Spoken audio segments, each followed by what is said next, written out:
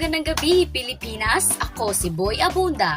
Ngayong gabi, hindi lang tayo mag-uusap, maghuhukay tayo ng katotohanan. Sa bawat pahina ng aklat, sa bawat tulang binibigkas, at sa bawat kwentong paulit-ulit nating naririnig, nariyan ang tanong, sino ba talaga tayo bilang Pilipino? At ang sagot mga kapuso ay nasa panitikan. At ngayon, sabay-sabay nating i-welcome si Via Bernardo bilang ating live guest today at sasagot sa ating mga katanungan. So magandang gabi sa iyo, Via. So ngayon ay didiretso na tayo sa ating mga katanungan ngayon. So Via, let me ask you this. Ano ang relasyon ng panitikan at kasaysayan? Ang kasaysayan po ang nagtatala ng pangyayari, ang panitikan naman ang naglalantad ng damdaming palikod nito. Exactly. Kung ang kasaysayan ay headline, ang panitikan ang buong kwento. Hindi lang datos, hindi lang petsa, hindi emosyon, sugat at pag-asa. So, balikan natin ang nakaraan. So, walang internet, walang cellphone, pero hitik sa kwento. Sa panahong pre-kolonyal, panitikan ay pasalintila, epekto, bugtong, alamat, walang papel, pero malinaw ang pagkakakilanlan.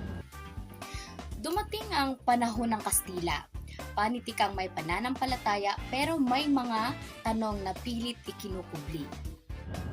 Sa panahon ng propaganda, ang panulat ay naging sandata. Sa panahon ng mga Amerikano, ibang wika, pero patuloy ang paghahanap ng sariling tinig.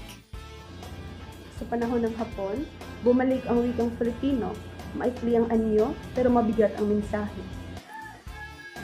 At ngayon, mula aklat hanggang social media, nagbabago ang anyo ng panitikan, pero nananatili ang layunin. Panitikan noon at ngayon, so noon, panitikan ay sigaw ng kalayaan. Ngayon, ito ang boses ng sarili. Pag-ibig, lungkot, galit, pag-asa. Pero, let me ask the hard question, Bia. Pinapahalagan pa ba natin ito ngayon? May nagbabasa pa rin pero mas marami ang nag-i-scroll kaysa nag-i-isip. At dito pumapasok ang hamon to ibalik ang panitikan hindi lang sa libro kundi sa kamalayan ng kabataan. So, may mga manunulat at lahat ito ay may mga aral. So, sabi nga ng manunulat, Ang salita ay maaaring balak o rosas, nakakasugat o nagpapagaling. Ang sabi nga ni Sionel Jose, ang panitikan ay alaala ng sakit upang hindi na ito maulit. Hindi ba talaga ito mauulit? Ang tunay na kaunlaran ay hindi nasusukat sa yaman, kundi sa kaalamang na ibabahagi. At ayon nga sa sabi ni Francisco Arceliana, at bawat kwento, lalo na ang kwento mo, ay mahalaga sa isang bansa. Ang panitikan na hindi lang asignatura, ito ay tanong, ito ay salamin, at minsan ito rin ang sagot, magbasa, magnilay, makinig sa kwento ng bayan.